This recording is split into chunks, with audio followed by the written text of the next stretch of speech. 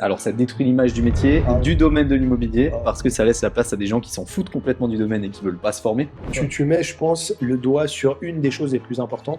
Déjà à l'époque, c'était une plaie, dans le sens où il y avait à boire et à manger. Et du coup, ça a tellement terni l'image de l'assureur, du courtier, etc., que bon nombre de ces sociétés aujourd'hui n'existent plus.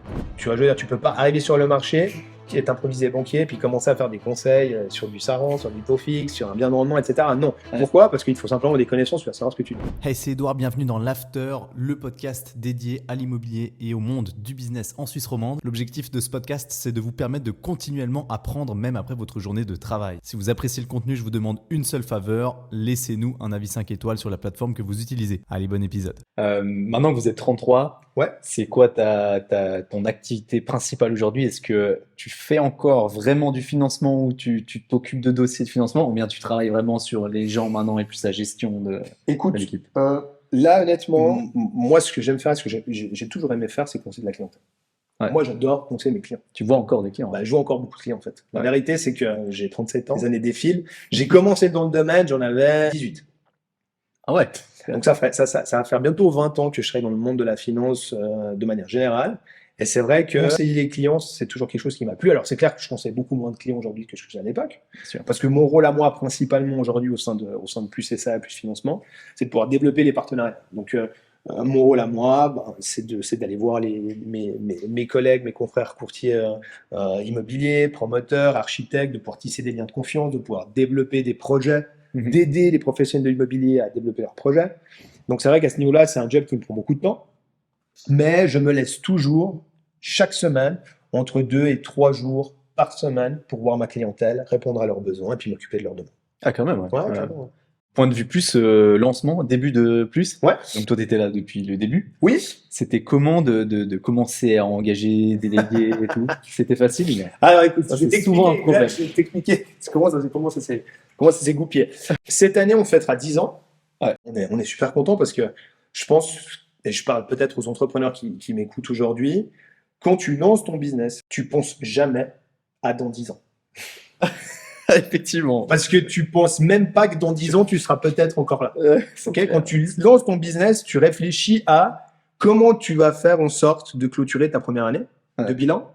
Quand tu as fini de clôturer ta première année, tu réfléchis à comment tu vas lancer ta deuxième et faire en sorte qu'elle soit meilleure que la première et ainsi de suite.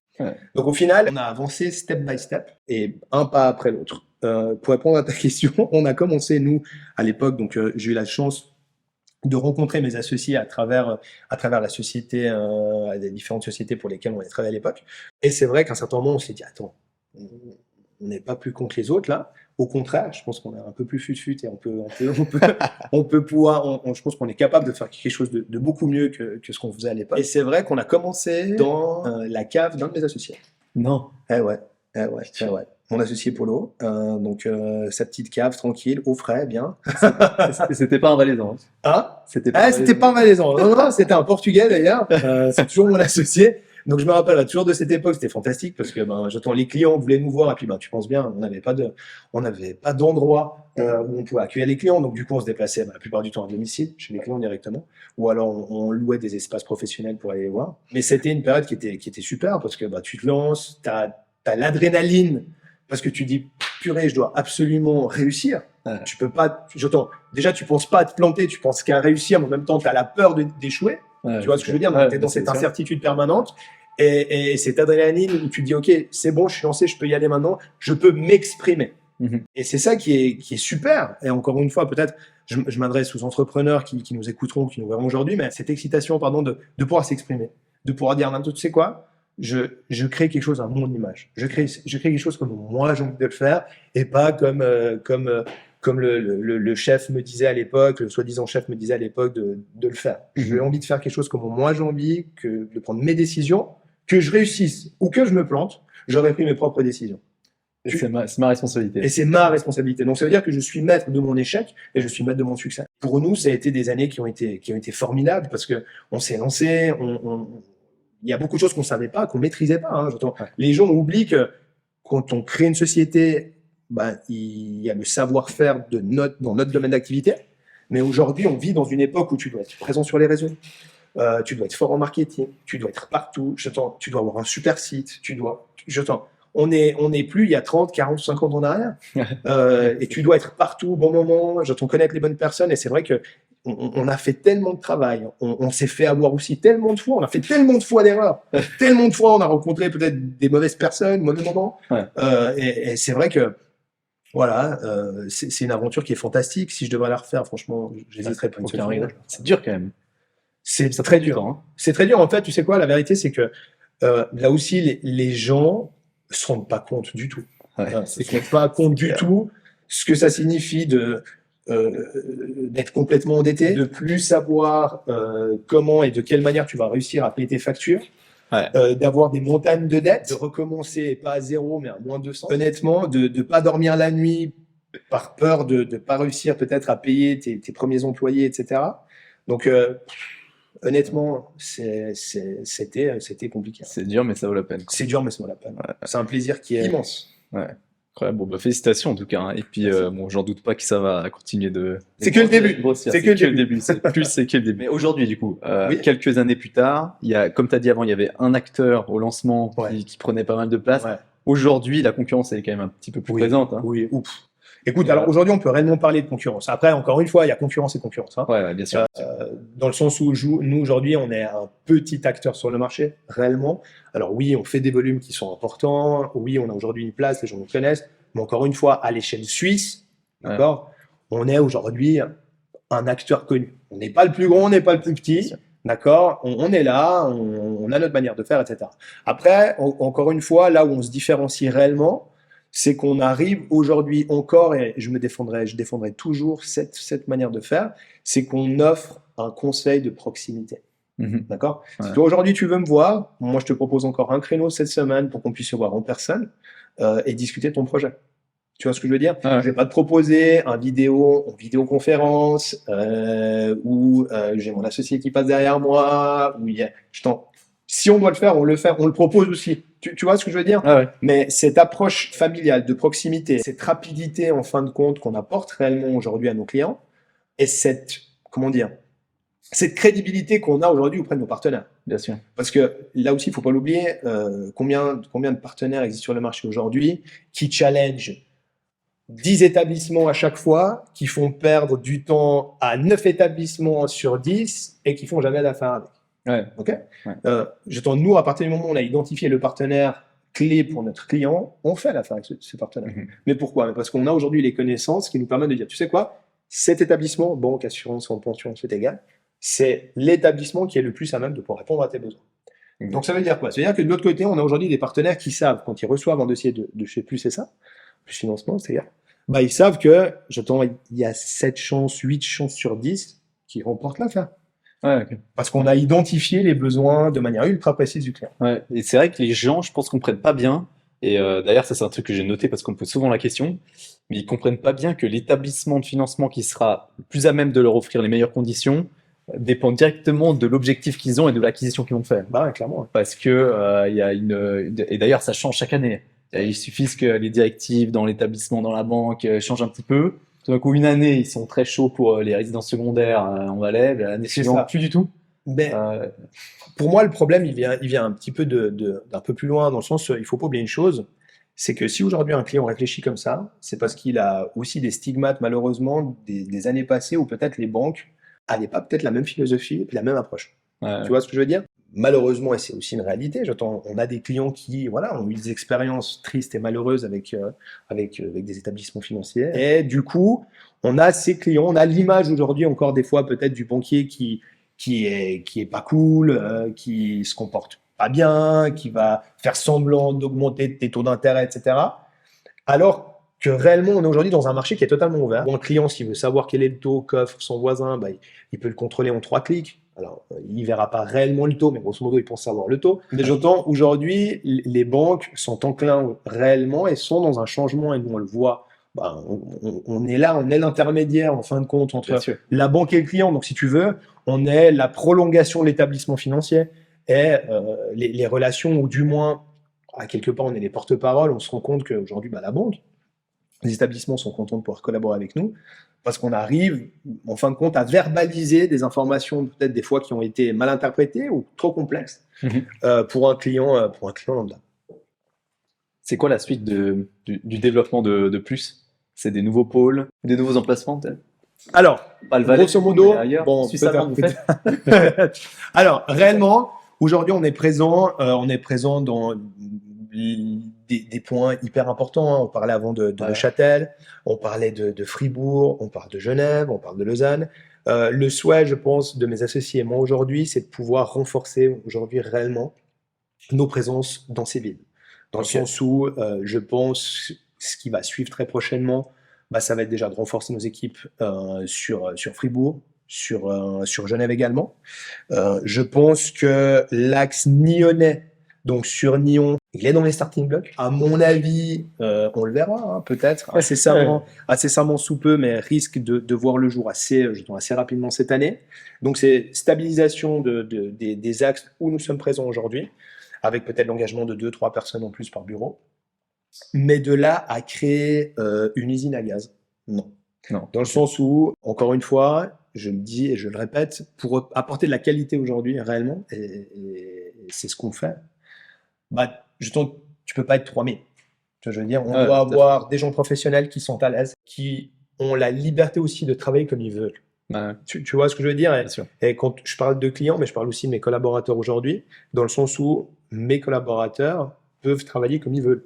Je les oblige pas à travailler tous les jours au bureau de la même manière que j'ai pas envie qu'ils travaillent tous les jours depuis leur maison, mais ils ont une flexibilité au niveau de leur travail qui est juste top. Ils peuvent s'organiser comme ils veulent.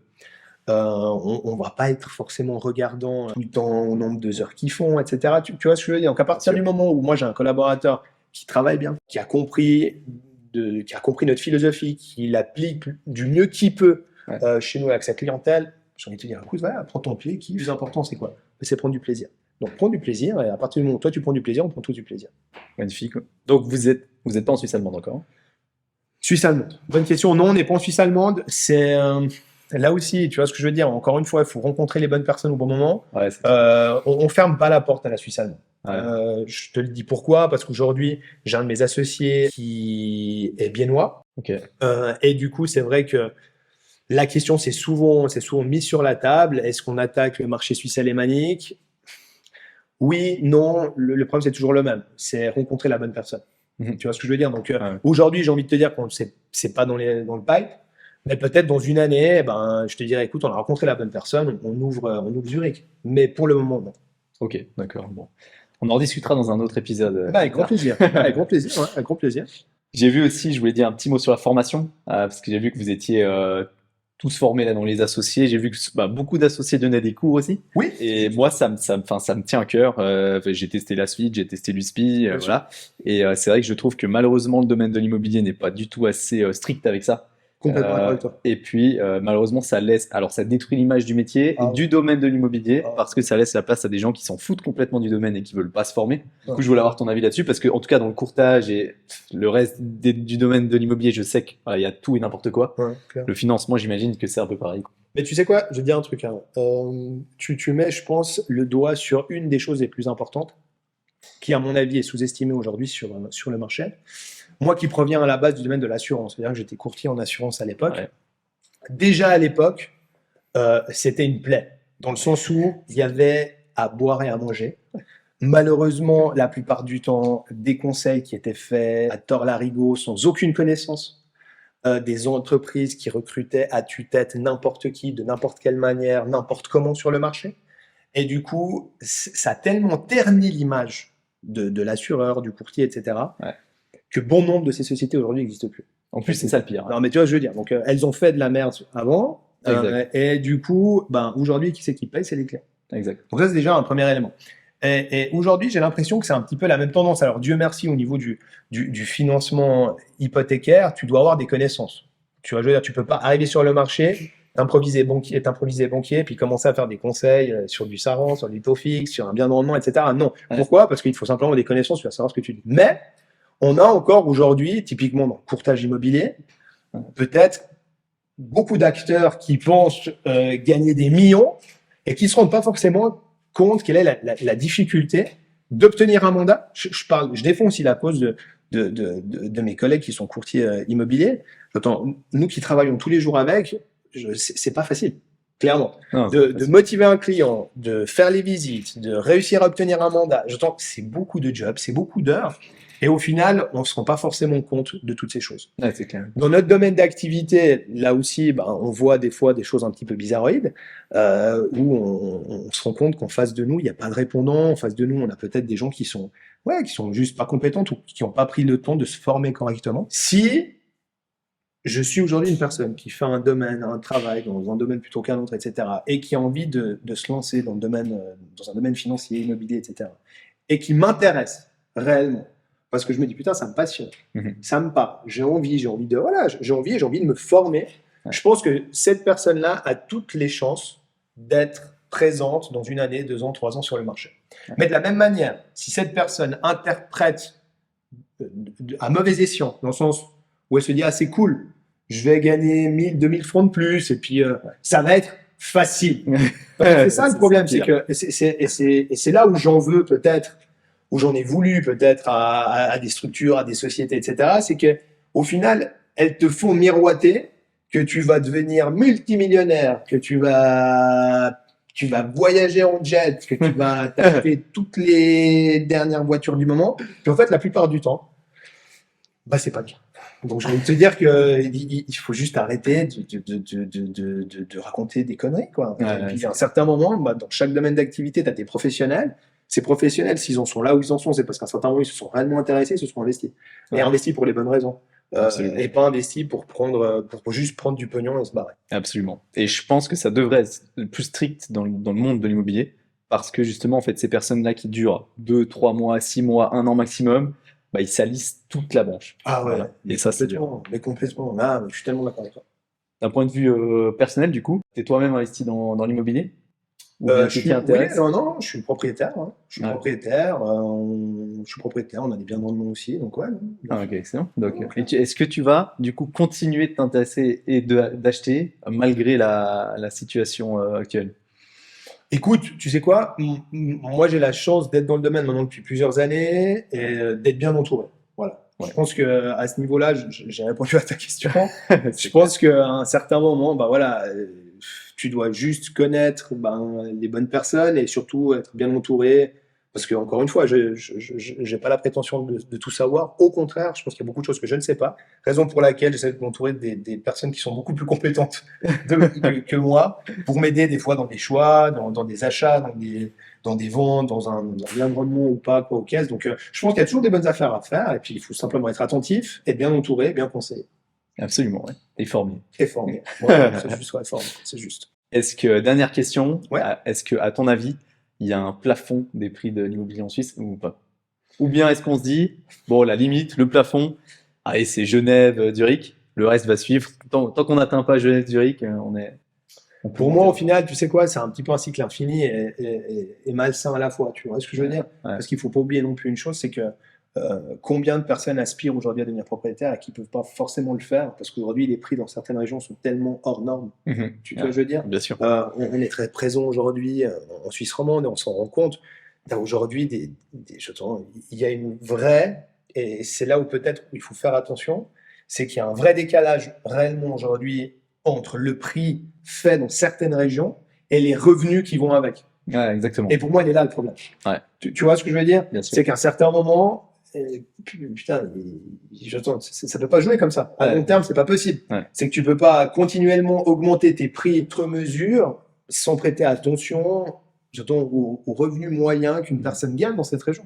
Ouais, d'ailleurs, j'ai été par rapport à ça, j'avais participé à une conférence dans laquelle Sifi donnait un PowerPoint, donnait une présentation. Et puis, il y avait un graphique très intéressant avec les prix en moyenne d'une ville individuelle normale, 10 ans, 140 mètres carrés de salle de bain. Ouais. Et puis, combien? Finition standard. Et puis, alors, les différences entre les cantons, on était en dessous de 800 000 à Delémont et on était à plus de 3 millions à Genève. Et pour financer une maison, résidence principale à 3 millions, normal, financement basique, il faut justifier 38 000 francs de revenus mensuels. Non. Donc, tout le monde peut pas. Non, et puis tu te rends compte au final, et encore une fois, on a la chance d'être bien placé aujourd'hui pour le voir et le savoir, mais, Ouais. mais 38 000 francs par mois? Non, mais attends, Tu t'as fait ça à deux, c'est quand même 19 chacun. Non, mais personne gagne ses revenus. Très peu de personnes ont la chance d'avoir ses revenus. Il faut vraiment être clair avec ça. Et moi, c'est plutôt cette crainte que j'ai, c'est qu'à un certain moment,